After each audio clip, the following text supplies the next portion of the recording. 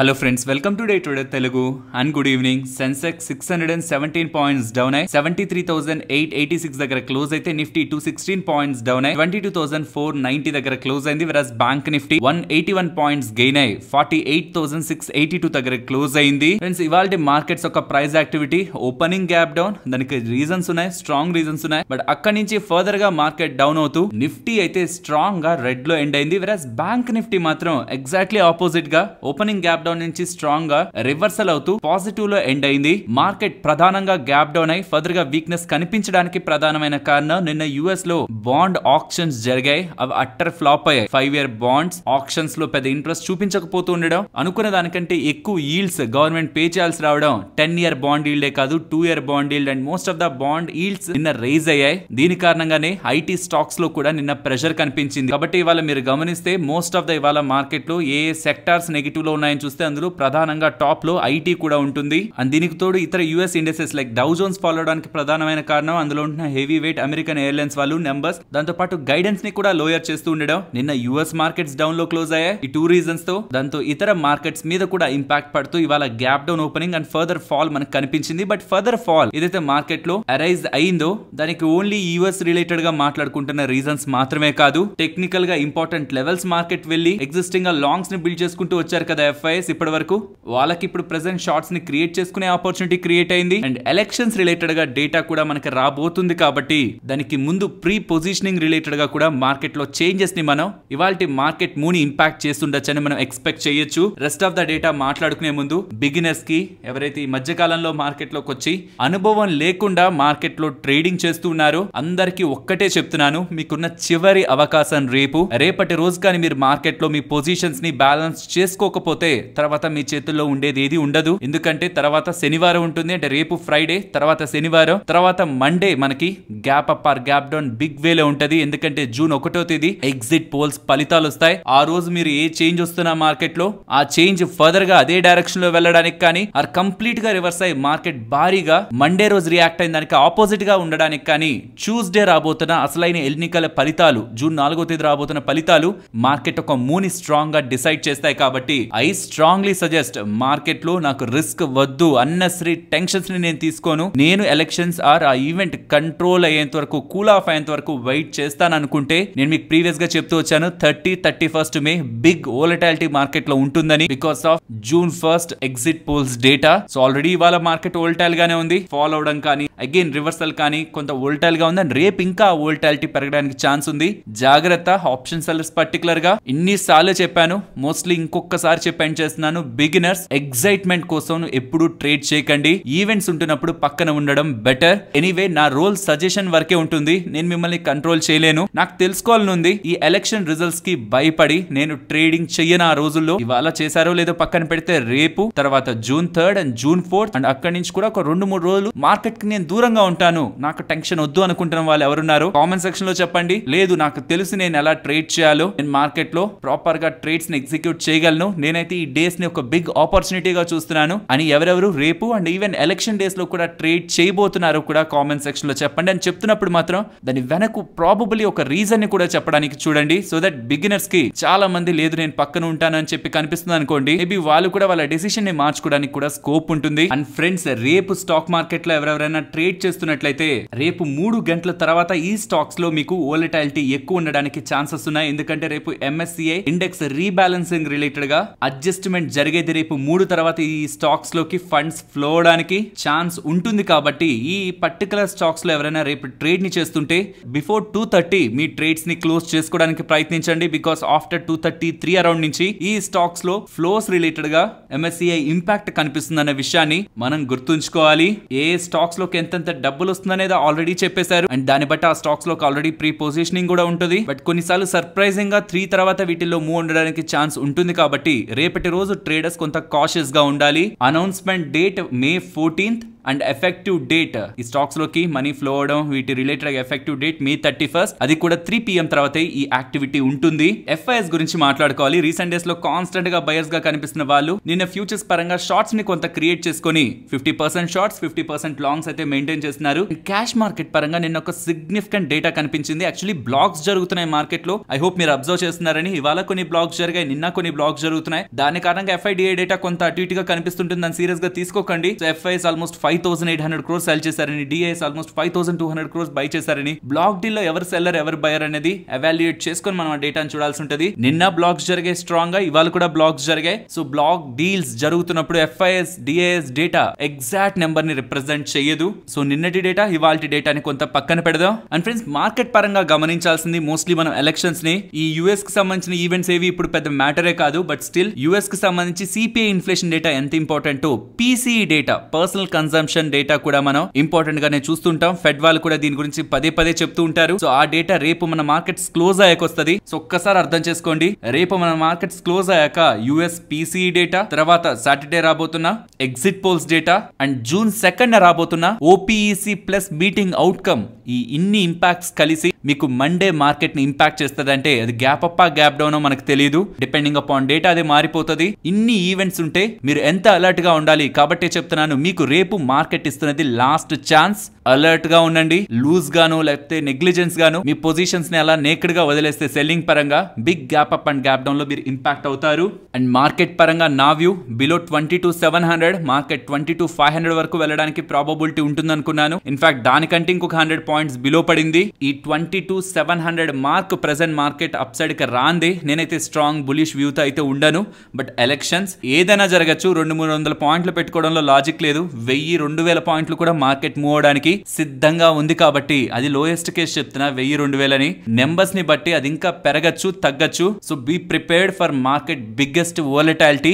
5 years కి ఒకసారి వస్తుంది. సో ఈ టైమ్స్ లో వ్యూస్ రేంజ్లు లేకపోతే ఇలా ఉంటుంది అలా ఉంటుంది అనుకోవడంలో లాజిక్కే లేదు. మనం ఏమనుకున్నా నెక్స్ట్ రాబోతున్న డేటా పాయింట్ మార్కెట్ నెట్ అయినా మూవ్ చేస్తుంది. కాబట్టి June 4th ఎలక్షన్స్ అయిన 2-3 రోజులు కూడా మార్కెట్ ని అలా వదిలేద్దాం. జస్ట్ డేటాస్ ని మాట్లాడుకుందాం, వ్యూ ఏమొద్దు. తర్వాత మార్కెట్ ఎక్కడ ఉంటుంది, అప్పుడుంటున్న సరౌండింగ్ డేటాని బట్టి ఫర్దర్ గా మార్కెట్ ని ఎలా అనాలిసిస్ చేయొచ్చు అనేది ఆ పాయింట్ నుంచి మనం డిస్కస్ చేద్దాం. ఈ లోపు మీరు తెలుసుకోవాల్సిన important data points and A points related గా మీరు ఎక్కువ ఫోకస్డ్ గా ఉండాలన్నది నేను టైం టు టైం మీకు నేను షేర్ చేస్తూ వస్తాను. అండ్ అలాగే ఫస్ట్ టైం ఎలక్షన్స్ ని ఎవరెవరు మార్కెట్ లో ఈసారి విట్నెస్ చేయబోతున్నారో కూడా కామెంట్ సెక్షన్ లో చెప్పండి. గత 4-5 సంవత్సరాల్లో మార్కెట్ లో ఎంటర్ అయిన వాళ్ళు, అంతకుముందు ఎలక్షన్స్ ని మార్కెట్ లో చూడని వాళ్ళు ఎవరెవరు ఉన్నారో కూడా, అంటే ఎంతమంది ఎక్కువగా ఉన్నారనేది కూడా, ఫస్ట్ టైం ఎలక్షన్స్ ని ఎదుర్కొంటున్న వాళ్ళు ఎంతమంది అనేది కూడా మనకి కామెంట్ సెక్షన్ లో అర్థమవుతుంది. మీకు ఏమైనా క్వశ్చన్స్ ఉంటున్నా, లైక్ సర్క్యూట్స్ వస్తే ఏమవుతుంది అనేది మీకు ఏమైనా క్వశ్చన్స్ ఉంటున్నా అడగండి. రేపటి వీడియోలో నేను దాన్ని కవర్ చేస్తాను. ఒకవేళ 5% 10% మార్కెట్ పెరుగుతుంటే ఏమవుతుంది, పడుతుంటే ఏమవుతుంది, ఈ డేటాని కూడా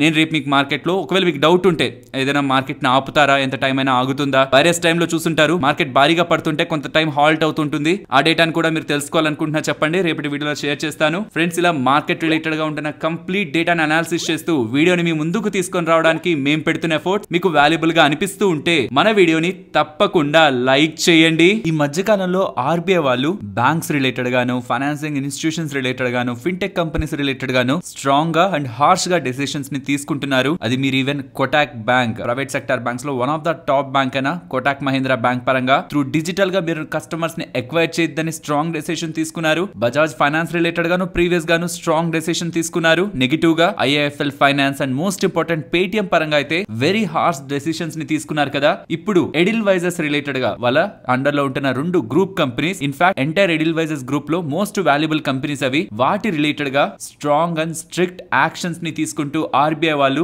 ఒక సర్క్యులర్ ని రిలీజ్ చేశారు. అది మీకు స్క్రీన్ పైన కనిపిస్తూ ఉంటుంది. ఈ సర్క్యులర్ ఏంటి, దాని కారణంగా ఎటువంటి ఇంపాక్ట్ ఉంటుంది అది మాట్లాడుకుందాం. బట్ ఆ సర్క్యులర్ కారణంగా ఇవాళ ఎడిల్వైజర్ స్టాక్ ఒక పాయింట్ లో 15% కంటే ఎక్కువ ఫాల్ అయి తర్వాత రికవర్ అయ్యి ఈ ప్లేస్ లో క్లోజ్ అయింది. అండ్ దీంతో పాటు ఎడిల్వైజర్స్ వాళ్ళు వాటాని హోల్డ్ చేస్తున్న నువామా వెల్త్ మేనేజ్మెంట్ లో కూడా ఇవాళ మనకి ఫాల్ అయితే కనిపించింది. ఇన్ఫాక్ట్ ఇతర ఏఎంసీస్ లో కూడా కొంత ఫాల్ ఉంది. కానీ ఈ నువామా వెల్త్ మేనేజ్మెంట్ ఎడిల్వైజర్స్ నుంచి వెల్త్ మేనేజ్మెంట్ గా డిమర్జ్ అయ్యి ఈవెన్ ఇంకా స్టిల్ ఈ కంపెనీలో కొంత వాటాని ఎడిల్వైజర్స్ వాళ్ళు హోల్డ్ చేస్తున్నారు. కాబట్టి ఇందులో కూడా నెగిటివ్ ఇంపాక్ట్ కనిపించింది. సో అసలు ఏం జరిగింది, ఎడిల్వైజర్స్ గ్రూప్ వాళ్ళకి సంబంధించిన అన్ని కంపెనీస్ నేను ఇక్కడ మీకు స్క్రీన్ ముందు పెడుతున్నాను. ఇక్కడ అన్నిట్లో మీరు గమనించారంటే ECL ఫైనాన్స్ లో ఎడిల్వైజర్స్ వాళ్ళకి 100% వాటా ఉంది. అండ్ ఆ మొత్తం వాటా విలువ 3,487 కోట్లు. అండ్ రెండవ company company Edelweiss asset reconstruction company పరంగా 60% వాటా ఉంది. దాని విలువ 3150 కోట్లు. ఈ రెండు కంపెనీసే మోస్ట్ వాల్యుబుల్ ఎడిల్వైజర్స్ పరంగా. అండ్ ఇప్పుడు ఈ రెండు కంపెనీస్ పరంగానే ఆర్బీఐ వాళ్ళు ఇక్కడ మీకు నేను స్క్రీన్ ముందు పెడుతున్న విధంగా సర్క్యులర్ లో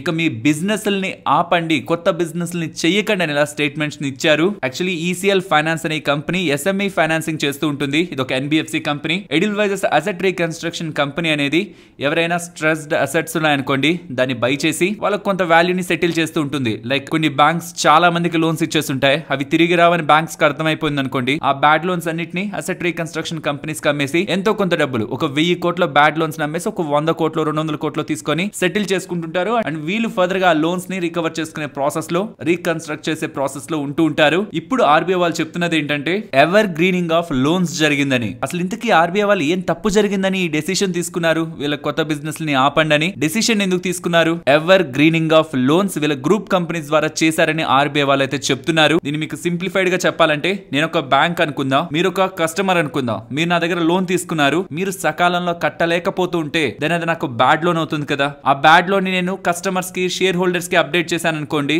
దెన్ నా కంపెనీ వాల్యూ పడిపోతుంది కదా. కానీ ఇప్పుడు ఏం చేస్తానంటే, నా దగ్గర ఉన్న డబ్బులతోనే నేను మీకు డబ్బులు ఇచ్చి లోన్ ని క్లియర్ చేయించేస్తాను. లోన్ అయితే క్లియర్ అయింది, కానీ వెంటనే మళ్ళీ మీ చేత లోన్ ని పెట్టించి నేను ఏ డబ్బులతో అయితే మీ లోన్ ని క్లియర్ చేయించానో ఆ డబ్బుల్ని రీప్లేస్ చేస్తాను. అల్టిమేట్ గా నేను నష్టపోయింది ఏం లేదు, మీరు నష్టపోయింది ఏం లేదు. బట్ నా కంపెనీ ఫైనాన్షియలీ స్ట్రాంగ్ గా ఉందని షేర్ హోల్డర్స్ కి తెలుస్తుంది, నా కంపెనీ స్టాక్ ప్రైస్ స్టేబుల్ గా ఉంటుంది. ఇది చాలా మంది ఫైనాన్షియల్ ఇన్స్టిట్యూషన్స్ లో ఫాలో అయ్యే మాల్ ప్రాక్టీస్. దీని కారణంగా అసెట్ క్వాలిటీ బాగుంది అనిపిస్తుంది, లోన్స్ గ్రో అవుతున్నాయి అనిపిస్తుంది, overall financial and balance sheet లో కూడా స్ట్రెస్ ఎక్కడ మనకు కనిపించదు. బట్ అల్టిమేట్ గా అందరూ తీసుకున్న వాళ్ళందరూ బ్యాడ్ లోన్స్ అయిపోయి ఎవర్ గ్రీనింగ్ చేసుకుంటూ పోతే ఇంకెప్పటికీ కూడా కంపెనీలో గ్రోత్ ఉండదు. ఒకప్పుడు కుప్ప కూలిపోతాయి స్టాక్స్ అన్ని కూడా. కాబట్టి ఇది ఎంత త్వరగా అయితే అంత త్వరగా ఫారెన్సిక్ ఆడిట్ లో ఆర్బీఐ వాళ్ళు బయట పెడుతూ దాని రిలేటెడ్ గా రిస్ట్రిక్షన్స్ తీసుకుంటారు. ఇలా ఎడిల్వైజర్స్ వాళ్ళు ఎవర్ గ్రీనింగ్ ఆఫ్ లోన్స్ లో ఇన్వాల్వ్ అయ్యారని, దీని రిలేటెడ్ గా ఫర్దర్ గా వీళ్ళు మళ్ళీ రివ్యూ చేసి డెసిషన్ ని చెప్పేంత వరకు కూడా ఈసీఎల్ ఫైనాన్స్ వాళ్ళు ట్రాన్సాక్షన్స్ ని ఆపమని, అండ్ అసెట్ రీకన్స్ట్రక్షన్ కంపెనీ వాళ్ళు ఇతర అసెట్స్ ని ఎక్వైర్ చేసే పనులను ఆపమని ఆర్బీఐ వాళ్ళ డెసిషన్ అయితే తీసుకున్నారు.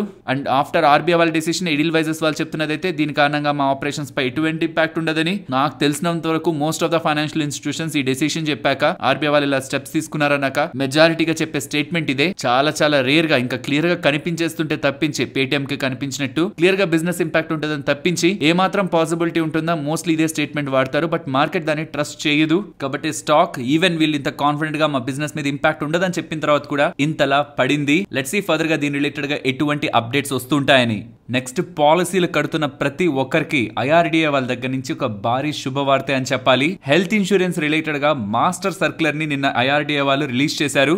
ఇన్ఫాక్ట్ ఒక 17 పేజెస్ తో ఉంటున్న ఈ డాక్యుమెంట్ లింక్ ను కూడా నేను మీకు డిస్క్రిప్షన్ లో అండ్ ఈవెన్ కామెంట్ సెక్షన్ లో ఇస్తున్నాను. కొంత జాగ్రత్తగా గమనించండి. బికాస్ ఇలా తీసుకొస్తున్న కొత్త రూల్స్ కారణంగా ఇప్పటి వరకు సర్టైన్ ఏజ్ వాళ్ళకి మాత్రమే హెల్త్ ఇన్సూరెన్స్ ఇస్తాం, ఈ ఏజ్ పైబడి ఉంటే హెల్త్ ఇన్సూరెన్స్ ని ఇవ్వం, ఎగ్జిస్టింగ్ గా మీకు ఈ డిసీజులు ఉంటే హెల్త్ ఇన్సూరెన్స్ ని ఇవ్వం, లేకపోతే డిజేబుల్డ్ పీపుల్ కి, ఆల్రెడీ ఫిజికల్ గా ఛాలెంజెస్ ని ఎదుర్కొంటున్న వాళ్ళకి మేము హెల్త్ ఇన్సూరెన్స్ ని ఇవ్వం అని చెప్పే మాటలు ఇక మనకి కనిపించవు. Because most of the problems అన్నిటికీ కూడా ఇంక్లూడ్ చేసుకుంటూ ఒక ప్రొడక్ట్ ని most of the health insurance companies తీసుకురావాలని ఆదేశాలను అయితే ఇచ్చారు. అండ్ ప్రపంచ వ్యాప్తంగా జరుగుతున్న రీసెర్చెస్ అండ్ డెవలప్మెంట్ లో కొత్త కొత్త ట్రీట్మెంట్స్ బయటకు వచ్చాయి. బట్ అందులో మెజారిటీ ఆఫ్ ట్రీట్మెంట్స్ ని హెల్త్ ఇన్సూరెన్స్ కంపెనీస్ కవర్ చేయట్లేదు. Like robotic surgery, brain stimulation therapy, కీమోథెరపీని కవర్ చేయట్లేదు. ఇవే కాకుండా ఇంకా ఉన్న చాలా అడ్వాన్స్డ్ ట్రీట్మెంట్స్ ని కవర్ చేస్తూనే హెల్త్ ఇన్సూరెన్స్ ని తీసుకురామని, అండ్ ఏ కస్టమర్ అయినా హెల్త్ ఇన్సూరెన్స్ ని కొనుక్కున్న తర్వాత విత్ ఇన్ 30 days లోపు తనకు ఆ ఇన్సూరెన్స్ కరెక్ట్ కాదని తను తెలుసుకుంటే ₹1 కూడా తీసుకోకుండా మొత్తం డబ్బుల్ని తిరిగి ఇవ్వాలని.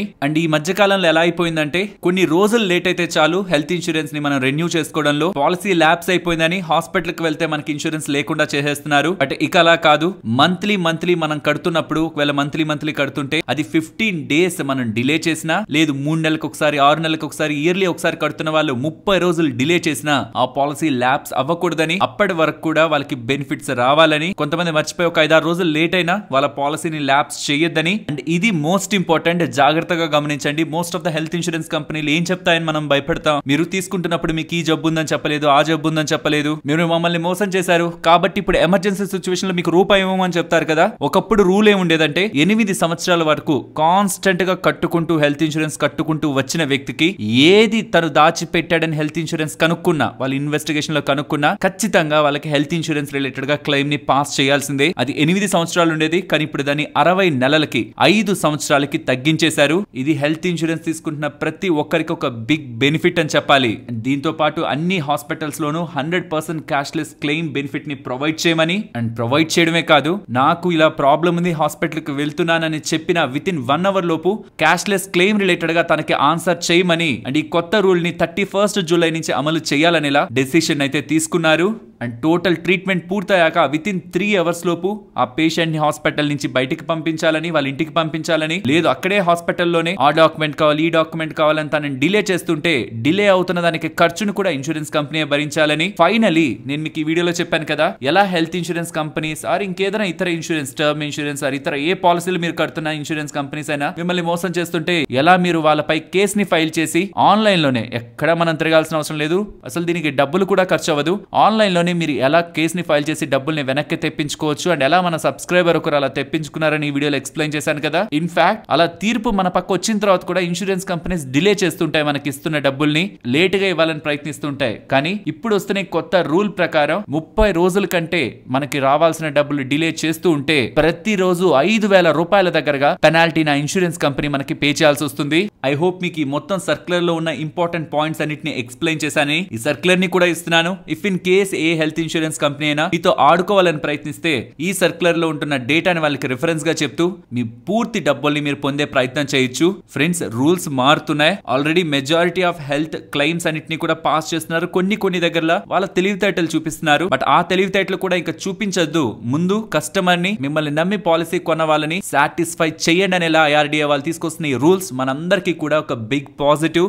కాబట్టి ఇప్పటివరకు ఏదైనా నెగిటివిటీ మైండ్ లో ఉండి హెల్త్ ఇన్సూరెన్స్ ని తీసుకోకపోతే ఎమర్జెన్సీ సిచ్యువేషన్స్ మనకి చెప్పిరావు. పెద్ద జబ్బుల దగ్గర నుంచి సడన్ యాక్సిడెంట్స్ వరకు ఈ చిన్నది మన లైఫ్ ని ఇంపాక్ట్ చేసిన పెద్ద మొత్తంలో మనం మన సేవింగ్స్ ని, మన పిల్లలు అండ్ ఫ్యామిలీ కోసం దాచుకునే డబ్బుల్ని హాస్పిటల్ కి ఖర్చు పెట్టాల్సి వస్తుంది. కాబట్టి 100% క్యాష్లెస్ క్లెయిమ్ కూడా ఒక్క రూపాయి ఖర్చు పెట్టకుండా హాస్పిటల్లో ట్రీట్మెంట్ తీసుకునే విధానం కూడా July 31st నుంచి తీసుకొస్తారని చెప్తున్నారు. కాబట్టి ఈ లోపే ఒక మంచి హెల్త్ ఇన్సూరెన్స్, ఇన్ఫాక్ట్ నేనే హెల్త్ ఇన్సూరెన్స్ తీసుకున్నాను అండ్ నేను ప్రెసెంట్ ఉంటున్న సిచ్యువేషన్స్ లో ఏ హెల్త్ ఇన్సూరెన్స్ తీసుకోవడానికి ఇష్టపడతానని చేసిన ఈ వీడియోని చూసి మీరు తెలుసుకోవచ్చు. వీటికి సంబంధించిన లింక్స్ అండ్ ఆన్లైన్ లో ఎలా మీరు కంపేర్ చేసి ఇన్సూరెన్స్ తీసుకోవాలని, ఇన్సూరెన్స్ కొనడానికి కావాల్సిన లింక్స్ కూడా మీకు డిస్క్రిప్షన్, కామెంట్ సెక్షన్ లో ఇస్తున్నాను. ఒకసారి గమనించండి. అట్లీస్ట్ మీకు తీసుకోవాలనే ఇంట్రెస్ట్ ప్రెసెంట్ లేకపోతున్నా ముందు ఎంత డబ్బులు ఖర్చు అవుతుందో ఈ లింక్ ని క్లిక్ చేసి చెక్ చేసుకొని అట్లీస్ట్ నెక్స్ట్ ఫ్యూ మంత్స్ లో అయినా దీన్ని ప్లాన్ చేయండి.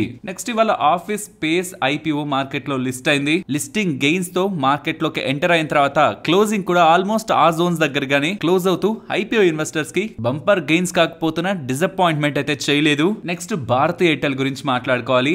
ఎయిర్టెల్ బిజినెస్ రిలేటెడ్ గా కొత్త CEO గా శరత్ సిన్హా గారి పేరుని ఎయిర్టెల్ వాళ్ళైతే చెప్తున్నారు. June 3వ తేదీ నుంచి ఈ శరత్ సిన్హా గారు ఎయిర్టెల్ బిజినెస్ రిలేటెడ్ గా CEO గా వ్యవహరిస్తారనేలా ఎక్స్చేంజెస్ కి అప్డేట్ చేస్తున్నారు. నెక్స్ట్ ఇవాళ ఆఫ్టర్నూన్ 1:30 RBI వాళ్ళు annual report for FY24 release చేశారు. చాలా ఇంట్రెస్టింగ్ డేటా ఉంది. ఈ ఎంటైర్ యాన్యువల్ రిపోర్ట్ పరంగా ఉంటున్న సమరీని మనం డిస్కస్ చేసుకుంటే నెక్స్ట్ 10 years కి గ్లోబల్ గా ఉంటున్న ఇతర కంట్రీస్ తో కంపేర్ చేస్తే ఇండియా స్ట్రాంగ్ గా గ్రో అవడానికి బెస్ట్ ప్లేస్ లో ఉందని అండ్ రీసెంట్ టైమ్స్ లో 2,11,000 కోట్ల దగ్గరగా గవర్నమెంట్ కి RBI వాళ్ళు డివిడెండ్ ఇచ్చారనేలా డిస్కషన్స్ ఎక్కువ నడిచాయి కదా. అలా ఇవ్వడానికి ప్రధానమైన కారణం లాస్ట్ అంతకు ముందుంటున్న ఫైనాన్షియల్ ఇయర్స్ తో కంపేర్ చేస్తే ఈసారి లో ఎక్స్పెన్స్ డ్యూ టు లో ప్రావిజన్స్ ఫారెక్స్ మార్కెట్ పరంగా వీళ్ళకి కలగడం, డబ్బులు మిగలడం కారణంగానే వీళ్ళ పెద్ద మొత్తంలో డబ్బుల్ని గవర్నమెంట్ ఆఫ్ ఇండియాకి ఇవ్వగలిగారని. నెక్స్ట్ 10 years స్ట్రాంగ్ గా ఉంటుంది ఇండియా అని చెప్తున్నారు. And even on going financial year లో కూడా గుడ్ ఎకనామిక్ గ్రోత్ GDP పరంగా వీళ్ళు చూస్తున్నారని. ఇన్ఫ్లేషన్ ఒక్కటే కొంత కన్సర్న్ గా కనిపిస్తుంది. బికాస్ స్ట్రాంగ్ ఎకనామిక్ డేటా ఉంటే ఇన్ఫ్లేషన్ అంత ఈజీగా కంట్రోల్ అవ్వదు. కాబట్టి ఒక్కటే కన్సర్న్ గా ఉందని, రెస్ట్ అంతా బాగున్నాయని. అండ్ ఫైనాన్షియల్ ఫ్రాడ్స్ విషయానికి వస్తే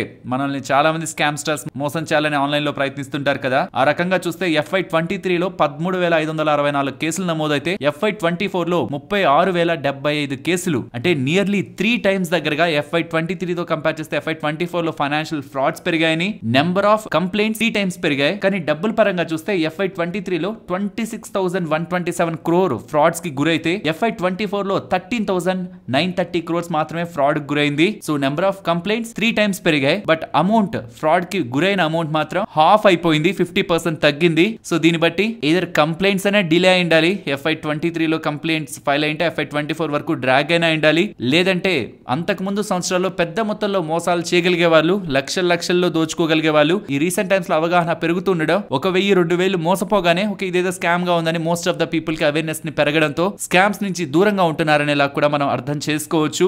దీంతో పాటు 2000 రూపాయల నోట్లు విత్ డ్రాల్ తర్వాత 500 రూపాయల నోట్లకి భారీగా డిమాండ్ పెరిగిందని, ఇన్ టర్మ్స్ ఆఫ్ వాల్యూ కూడా మార్కెట్ లో ఉంటున్న మనీ పరంగా 500 రూపీస్ నోట్ సర్క్యులేషన్ ఇంక్రీజ్ అయిపోతూ ఉండడం, share of 500 rupees notes almost 86.5% total bank notes ఒక సర్క్యులేషన్ లో ఉందనేలా. అంటే టోటల్ బ్యాంక్ నోట్స్ ఒక సర్క్యులేషన్ 34,77,000 కోట్లు అవుతుంటే అందులో 86.5% షేర్ అనేది 500 రూపాయల నోట్లదే ఉందనేలా కూడా ఆర్బీఐ వాళ్ళు కామెంట్స్ అయితే చేస్తున్నారు. ఇన్ఫాక్ట్ ఇమేజ్ ద్వారా కూడా 10, 20, 50, 100, 200, 500 రూపాయల నోట్లు రీసెంట్ టైమ్స్ లో ఎంత ఫాస్ట్ గా మార్కెట్ లోకి వస్తున్నాయి అండ్ ఎంత ఎక్కువగా దాని డిమాండ్ పెరిగిందన్నది ఇక్కడ మీరు స్క్రీన్ పైన గమనించొచ్చు. ఒక్కొక్క నోట్ కి లాస్ట్ 3 ఫైనాన్షియల్ ఇయర్స్ కి సంబంధించిన డేటా ఇది. నెక్స్ట్ హీరో ఫిన్కాప్, ఇది ఒక associate company of hero మోటోకాప్. Hero మోటోస్ మీకు తెలిసే ఉంటుంది, బయట షోరూమ్స్ లో చూస్తూ ఉంటారు. దీని రిలేటెడ్ గా ఐపీఓ కమింగ్ డేస్ లో మార్కెట్ లోకి అయితే రాబోతుంది. ఫ్రెష్ ఇష్యూ ద్వారా 4,000 crores దగ్గరగా రైజ్ చేస్తూ అండ్ ఆఫర్ ఫర్ సేల్ ద్వారా కూడా వాటాని సెల్ చేస్తూ ఐపీఓగా మార్కెట్ లోకి రావాలని వీళ్ళ బోర్డు అయితే డిసిషన్ ని తీసుకుంది.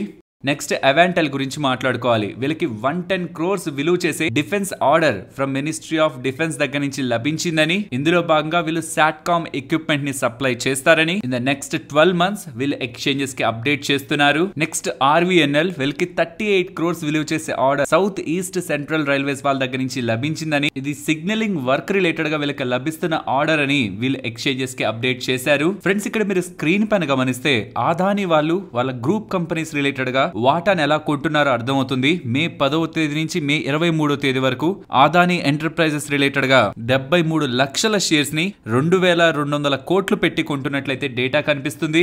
Not only Adani enterprises, Adani green పరంగా కూడా 3,300 కోట్లు పెట్టి ఓపెన్ మార్కెట్ నుంచి 1.82 crore 1,82 లక్షల షేర్స్ ని కంపెనీ ప్రమోటర్సే వాళ్ళ కంపెనీలో కొంటున్నట్టు ఎక్స్చేంజెస్ కి అప్డేట్ అవుతున్న ఇన్ఫర్మేషన్ ద్వారా రీసెంట్ టైమ్స్ లో చూస్తుంటే మనకి అర్థమవుతుంది. సో అదానీ వాళ్ళు వాళ్ళ కంపెనీలో ఉంటున్న ఈ 2 స్టాక్స్ రిలేటెడ్ గా ఎప్పుడు అవకాశం వస్తున్న స్టాక్స్ అయితే యాడ్ చేసుకుంటూ ఉన్నారు. అండ్ దీనికి తోడుగా గౌతమ్ అదానీ గారు ఈ హిండెన్బర్గ్ రిలేటెడ్ గా ఆరోపణలు వచ్చి స్టాక్ ప్రైసెస్ ఫాల్ అయ్యి వీళ్ళ రిలేటెడ్ గా ఎక్స్ట్రీమ్ గా స్ట్రెస్ క్రియేట్ చేసింది కదా. అలాంటి స్ట్రామ్స్ ఇలా ఫైనాన్షియల్ మార్కెట్స్ లో వస్తున్న తుఫాన్లే వాళ్ళని స్ట్రెంథెన్ చేశాయని and on going forward Adani group companies కి ఎక్స్ట్రాడినరీ ఆపర్చునిటీస్ ఉన్నాయని అండ్ నేను ప్రామిస్ చేస్తున్నాను అదానీ గ్రూప్ కంపెనీస్ మునుపటి కంటే ఇప్పుడు చాలా బలంగా ఉన్నాయి అండ్ వేగంగా ఎదుగుతాయనేలా అదానీ వాళ్ళ యాన్యువల్ రిపోర్ట్ లో గౌతమ్ అదానీ గారు ఇన్వెస్టర్స్ ని ఉద్దేశించి స్టేట్మెంట్స్ అయితే చేయడం జరిగింది. ఫ్రెండ్స్ ఇలా న్యూస్ అప్డేట్స్ ని అనాలిసిస్ చేస్తూ మీ ముందుకి కంటెంట్ తీసుకురావడానికి మేం పెడుతున్న ఎఫర్ట్స్ మీకు వాల్యుబుల్ గా అనిపిస్తూ ఉంటే మన వీడియోని తప్పకుండా లైక్ చేయండి. నెక్స్ట్ ఐఆర్డిఏ వాళ్ళు ఇంకొక షాక్ నైతే ఇస్తున్నారు. ఫ్రెండ్స్ ఇది డెఫినెట్లీ ఒక బిగ్ షాకే, బికాస్ నేను మీకు ఒక డేటా దగ్గరికి తీసుకువెళ్ళి ఎక్స్ప్లెయిన్ చేస్తాను. ఇది గమనించండి. యాక్చువల్లీ డిసెంబర్ ప్రపోజల్ రాకముందు అంటే ఐఆర్డిఏ వాళ్ళు ఇదే టాపిక్ పైన ఇది 3వ ప్రపోజల్ గా మనం భావించాలి. డిసెంబర్ కి ముందు వరకు ఎలా ఉండేదంటే మీరు లెట్స్ సే ఏదైనా ఒక పాలసీ, కొన్ని ఇన్వెస్ట్మెంట్ రిలేటెడ్ గా పాలసీస్ ఉంటూ ఉంటాయి, లింక్డ్ పాలసీస్ ఉంటూ ఉంటాయి. వాటిలో మీరు డబ్బులు కట్టి ఒక టైం తర్వాత మీరు దాంట్లోంచి బయటకు వచ్చాలనుకుంటే అంటే మెచ్యూరిటీకి ముందే బయటకు వచ్చాలనుకోండి, దాంట్లో సిగ్నిఫికెంట్ గా కట్ చేసేసి సరెండర్ వాల్యూని చాలా తక్కువ చేసి మీకు ఇచ్చేవాళ్ళు. కానీ డిసెంబర్ లో ఎలాంటి ప్రపోజల్ ని తీసుకొచ్చారంటే లెట్స్ సే ఒక అతను 10,000 రూపాయలు కడుతూ ఉంటే 1 year తర్వాత తన పాలసీని వదిలేద్దాం అనుకుంటే తనకి 83% అంటే మినిమం ఆ 10,000లో 8,300 ఖచ్చితంగా రిటర్న్ చేయమని చెప్పారు. తర్వాత ఈ లైఫ్ ఇన్సూరెన్స్ కంపెనీస్ అన్ని వెళ్ళి, బికాస్ వీళ్ళకి దీని ద్వారానే కదా ఎక్కువ డబ్బులు వస్తూ ఉంటుంది, ఎల్ఐసి వాళ్ళకి కూడా ఇది ఒక బిగ్ బెనిఫిట్. సరెండర్ వాల్యూ తక్కువ ఉండడం, నాట్ ఓన్లీ ఎల్ఐసి ఇతర లైఫ్ ఇన్సూరెన్స్ కంపెనీస్ కూడా ఇది ఒక బిగ్ బెనిఫిట్. ఎందుకంటే వీటన్నిటిలోకి వేసేటప్పుడు ఎవరో ఒకరు చెప్పి వాళ్ళ దగ్గర వేయించేస్తారు. వాళ్ళ చుట్టుపక్కల ఉన్న వాళ్ళ ఫ్రెండ్స్ లేకపోతే ఏదో ఒక డిజిటల్ ప్లాట్ఫామ్ లో వస్తున్న అడ్వర్టైజ్మెంట్స్ ను చూసేసి వేసేస్తారు. కానీ వేసాక రియలైజ్ అవుతారు, అరే దీని బదులు ఎఫ్డీలో వేసుకున్నా నాకు మంచి డబ్బులే వచ్చేది, ఇది అది నమ్మి నేను డబ్బులు కట్టేశానని 1-2 సంవత్సరాలు కట్టాక ఆపేస్తారు కదా. అప్పుడు వాళ్ళు కట్టిన అసలు కూడా వాళ్ళ చేతికి వచ్చేది కాదు,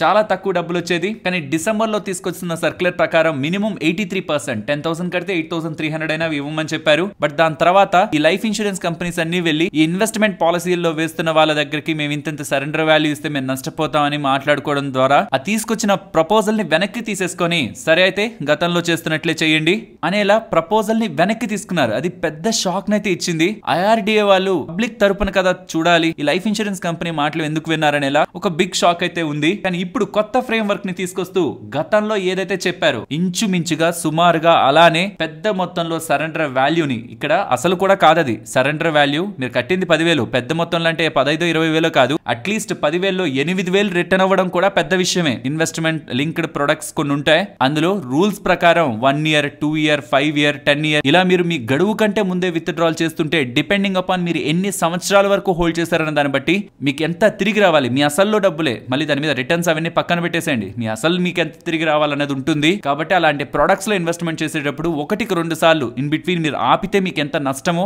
అది చూసుకొని ఎంటర్ అవ్వాలి. బట్ ఇప్పుడు ఐఆర్డీ వాళ్ళు తీసుకొస్తున్న కొత్త రూల్ కారణంగా పాలసీలు వేస్తున్న వాళ్ళకి, పర్టికులర్ గా ఇలా ఇన్వెస్ట్మెంట్ రిలేటెడ్ పాలసీలు వేస్తున్న వాళ్ళకి ఒక బిగ్ రిలీఫ్ అనే చెప్పాలి. దీని రిలేటెడ్ గా మీ ఒపీనియన్స్ ని చెప్పమని లైఫ్ ఇన్సూరెన్స్ కంపెనీస్ కి మే 31వ తేదీ వరకు టైం ఇచ్చారు. లెట్స్ సీ వాళ్ళు ఈసారి కూడా ఐఆర్డీఏ వాళ్ళని ఒప్పించి ప్రెసెంట్ ఉంటున్న ఈ డెసిషన్ ని వెనక్కి తీసుకోగలరా లేదా అని. మోస్ట్లీ ఈసారి ఐఆర్డీఏ వాళ్ళు వెనక్కి వెళ్లరనే అనుకుంటున్నాను, మరి చూడాలి. లాస్ట్ టైం అయితే వెనక్కి వెళ్లారు, ఈసారి ఎలా వ్యవహరిస్తారో చూడాలి. నెక్స్ట్ కమిన్స్ గురించి మాట్లాడుకోవాలి. నేను నెంబర్స్ చెప్పట్లేదు బికాస్ నెంబర్స్ మీకు స్క్రీన్ పైన కనిపిస్తూ ఉంటాయి. ఆల్రెడీ నెంబర్స్ వచ్చాయి, నెంబర్స్ కారణంగా స్టాక్ రిలేటెడ్ గా గుడ్ పాజిటివ్ ఇంపాక్ట్ కనిపించింది. కానీ ప్రాబ్లం అంతా వాళ్ళ కాన్ఫరెన్స్ కాల్ లో చాలా పాయింట్స్ రిలేటెడ్ గా, మార్కెట్ ఎగ్జైట్ అయిన పాయింట్స్ రిలేటెడ్ గా అంత ఎగ్జైట్మెంట్ వద్దు, ఆన్ గోయింగ్ టైమ్స్ అవి మెయింటైన్ అవ్వవనేలా స్టేట్మెంట్స్ కనిపిస్తున్నాయి. వాటిని డిస్కస్ చేసుకుందాం, ఇన్వెస్టర్స్ కి యూజ్ అవుతుంది. ఈ కాన్ఫరెన్స్ కాల్ జరిగింది ఇవాళ మార్నింగ్. దాంట్లో వాళ్ళు double digit growth, revenue growth FY25 కి ఇస్తున్నారు, అది మంచిదే. బట్ 1/3 ఆఫ్ ద సేల్స్ ఏదైతే Q4 లో కనిపిస్తున్నాయో అవి న్యూ ప్రొడక్ట్స్ ద్వారా వస్తున్నవని, ఆ న్యూ ప్రొడక్ట్స్ రిలేటెడ్ గా ఆన్ గోయింగ్ ఇదే మొమెంటం కంటిన్యూ అవుతుందని ఒక కాన్ఫిడెన్స్ కానీ, ఆర్ కాంపిటీషన్ రిలేటెడ్ గా కొంత నెగిటివ్ కామెంట్స్ చేస్తూ ఉండడం ఒక అన్సర్టనిటీకి దారితీసింది. అండ్ ఈవెన్ గ్రాస్ మార్జిన్స్ కూడా one time impact 60 crore impact ఉండడం కారణంగా ఈసారి కొంత ఎలివేట్ అయ్యాయి. కానీ అగైన్ గ్రాస్ మార్జిన్స్ ప్రీవియస్ గా ఉన్న FY24 లెవెల్స్ కి వెళ్తాయని, అండ్ ఎక్స్పోర్ట్స్ కూడా FY25 లో 30-35% మాత్రమే ఉంటాయని, రీసెంట్ టైమ్స్ లో ఉంటున్న ఎడ్జ్ అప్కమింగ్ టైమ్స్ లో ఉండకపోవచ్చు అనేలా స్టేట్మెంట్స్ వీళ్ళు చేస్తూ ఉండడం అది స్టాక్ పరంగా కొంత నిరాశని మిగిల్చింది. నెక్స్ట్ టాటా స్టీల్ గురించి మాట్లాడుకోవాలి. ఫ్రెండ్స్, చాలా క్వార్టర్స్ నుంచి వీళ్ళ European business, steel business related గా మార్కెట్ లో వీళ్ళు వీక్ డేటానే పబ్లిష్ చేస్తున్నారు. ఈసారి కూడా వీక్ డేటానే, ఆల్మోస్ట్ యూరోపియన్ బిజినెస్ రిలేటెడ్ గా లాస్ $39 per ton దగ్గరగా, ప్రతి టన్ కి $39 దగ్గరగా లాస్ ని వీళ్ళు రిపోర్ట్ చేస్తూ ఉండడం కొంత మార్కెట్ ని డిసప్పాయింట్ చేసింది. చాలా టైం బ్యాక్ నుంచి యూరోపియన్ బిజినెస్ పరంగా ఆపరేటింగ్ ప్రాఫిట్ ని మార్కెట్ ఎక్స్పెక్ట్ చేస్తుంటే స్టిల్ వీళ్ళు ఇంకా లాసెస్ నే పోస్ట్ చేస్తున్నారు. ఇండియన్ బిజినెస్ స్ట్రాంగ్ గా ఉంది. 14,150 రూపీస్ పర్ టన్ ప్రాఫిట్ ని ఎక్స్పెక్ట్ చేస్తే 15,080 రూపీస్ పర్ టన్ దగ్గర వీళ్ళు ప్రాఫిట్ ని పోస్ట్ చేశారు. అండ్ ఓవరాల్ నెంబర్స్ రిమైనింగ్ వీళ్ళ రెవెన్యూస్ కానీ, మార్జిన్స్ కానీ, ప్రాఫిటబిలిటీ కానీ ఇయర్ క్వార్టర్ ఎలా ఉందనేది మీరు ఇక్కడ గమనించొచ్చు. అండ్ ఈవెన్ నెట్ డెట్ కూడా వీళ్ళకి స్టిల్ ఇంకా 77,550 crores ఉందని, ఈ క్వార్టర్ లో 4,850 crore దగ్గరగా క్యాపెక్స్ చేయడం కారణంగా డెట్ ని కూడా తగ్గించుకోలేకపోయారనేలా డేటా అయితే మనకి కనిపిస్తూ ఉంది. And after results Tata steel వాళ్ళు చేస్తున్న కామెంటరీ ప్రకారం యూకే రిలేటెడ్ గా సెకండ్ హాఫ్ ఆఫ్ FY25 లో పాజిటివ్ గా బిజినెస్ ని టర్న్ చేసుకోగలరని, Q1 FY25 లో నెదర్లాండ్స్ రిలేటెడ్ గా బిజినెస్ ని ఆపరేటింగ్ ప్రాఫిట్ పరంగా ఇంకా గ్రో చేసుకోగలరని, పాజిటివ్ పక్కకి, ప్రెసెంట్ నెగిటివ్ లో ఉంది, అది పాజిటివ్ పక్కకి టర్న్ చేసుకోగలరని. స్ప్రెడ్స్ అయితే ఇంప్రూవ్ అవుతున్నాయి, బట్ లోయర్ వాల్యూమ్స్ కారణంగా మార్జిన్స్ ఇంపాక్ట్ అవడానికి ఛాన్స్ ఉందనేలా టాటా స్టీల్ వాళ్ళు చెప్పాలంటే కొంత బెటర్ పాజిటివ్ కామెంటరీ అది. బట్ స్టిల్ యూరోపియన్ బిజినెస్ పరంగా మార్కెట్ లో ఇంకా ఇది కంటిన్యూ అవుతూ ఇంకా ఫర్దర్ క్వార్టర్స్ లో కూడా లాస్ ఉండడానికి ఛాన్సెస్ ఉంటుందనే డేటా కనిపిస్తూ ఉండడం స్టాక్ ఇవాళ ఇలా ఫాల్ అయ్యింది. నెక్స్ట్ హెరిటేజ్ ఫుడ్స్ వాళ్ళ నెంబర్స్ గురించి మాట్లాడుకోవాలి. ఎక్స్ట్రాడినరీ నెంబర్స్, మీకు ఐడియా ఉంటుంది అనుకుంటున్నాను. ఇది టీడీపీ పార్టీ వాళ్ళకి సంబంధించి, చంద్రబాబు నాయుడు గారు ఉంటారు కదా, వాళ్ళ ఫ్యామిలీకి సంబంధించి ఇందులో వాటా ఉంది. సో కాబట్టి పొలిటికల్ గా టీడీపీ పార్టీ గెలుస్తున్నా, టీడీపీ పార్టీ ఓడిపోతున్నా, అది ఈ స్టాక్ మీద కూడా గతంలో ప్రభావాన్ని చూపిస్తూ వచ్చింది. సో ఎలక్షన్స్ ఉన్నాయి, లెట్స్ సీ పార్టీ గెలుపోవటముల పరంగా ఈ స్టాక్ పై ఏదైనా ఇంపాక్ట్ ఉంటుందా లేదా అని. బట్ నెంబర్స్ సాలిడ్ గా ఉన్నాయి. రెవెన్యూస్ కానీ, మార్జిన్స్ కానీ, ప్రాఫిటబిలిటీ కానీ, not only Heritage Foods, mostly dairy stocks అని కూడా రీసెంట్ టైమ్స్ లో గుడ్ నెంబర్స్ నే పోస్ట్ చేశాయి. బట్ బియాండ్ హెరిటేజ్ ఫుడ్స్ వాళ్ళు ఇంకా స్ట్రాంగ్ నెంబర్స్ నే పోస్ట్ చేశారు. దీంతో పాటు వీళ్ళు కొత్తగా 2 న్యూ ఐస్ క్రీమ్ వేరియంట్స్ ని లాంచ్ చేశారని, and for each share 2.5 rupee dividend ని కూడా వీళ్ళు షేర్ హోల్డర్స్ కి డిక్లేర్ చేశారు. నెక్స్ట్ కేఫిన్ టెక్నాలజీస్ గురించి మాట్లాడుకోవాలి. దీని రిలేటెడ్ గా జనరల్ అట్లాంటిక్ సింగపూర్ వాళ్ళు 6.8% stake which is worth 833 crore ఇవాళ బ్లాక్ డీల్ లో సెల్ చేస్తూ ఉండడం, ప్రాబబుల్లీ బ్లాక్ డీల్ లో ఈ మొత్తం సప్లై ని అబ్జార్బ్ చేసుకోకపోతూ ఉండడం, ఇవాళ డిమాండ్ తక్కువగా కనిపిస్తుండేసరికి బ్లాక్ డీల్ లో అది ఇవాళ ఓవరాల్ స్టాక్ ప్రైస్ పైన ఇంపాక్ట్ అయితే పడింది. బిఎఫ్ యూటిలిటీస్ గురించి మాట్లాడుకోవాలి. క్వార్టర్ కంపారిజన్ లో strong revenue growth, almost 100% profit growth in year on year. And even margins కూడా మార్కెట్ ఎక్స్పెక్టేషన్స్ కంటే బెటర్ గా ఉండడం, విండ్ మిల్స్ పరంగాను ఇన్ఫ్రాస్ట్రక్చర్ పరంగాను రెవెన్యూ గ్రోత్ ని కూడా మీరు ఇక్కడ స్క్రీన్ పైన గమనించవచ్చు. ఓవరాల్ బిఎఫ్ యూటిలిటీస్ వాళ్ళు గుడ్ నెంబర్స్ ని పోస్ట్ చేశారు. నెక్స్ట్ ఇమామి నెంబర్స్ గురించి మాట్లాడుకోవాలి. ఇయర్ ఆన్ ఇయర్ కంపారిజన్ లో మీరు రెవెన్యూస్ ని కంపేర్ చేసిన, మార్జిన్స్ ని కంపేర్ చేసిన, ప్రాఫిటబిలిటీని కంపేర్ చేసిన గుడ్ గ్రోత్ మనకు అక్కడ కనిపిస్తుంది. కంపేర్డ్ విత్ ఇతర FMCG players good revenue growth, margin stability కనిపిస్తుండడం, రిజల్ట్స్ పరంగా పాజిటివ్ తీసుకోవచ్చు. అండ్ ఈవెన్ మేనేజ్మెంట్ కామెంటరీ కూడా ఫర్దర్ గ్రోత్ ప్రాస్పెక్ట్స్ పరంగా కాన్ఫిడెన్స్ ని చూపిస్తుండడం కూడా స్టాక్ ర్యాలీని వాళ్ళ స్టెబిలైజ్ చేసింది. నెక్స్ట్ నిఫ్టీ అలాగే bank Nifty support and resistance present ఉన్న లెవెల్స్ నుంచి డౌన్ సైడ్ 22,450 అరౌండ్ మనకి ఇంపార్టెంట్ సపోర్ట్ కనిపిస్తుంది. ఆ బిలో 22,370 అబో వస్తుంటే 22,620. ఇవాళ ఫాల్ లో మార్కెట్ ర్యాలీ అవుదామని ప్రయత్నించిన ప్రతిసారి ఆ జోన్స్ దగ్గర రిజెక్షన్ కనిపించింది కాబట్టి 620 ఇంపార్టెంట్ రెసిస్టెన్స్ అండ్ అబో 22,690.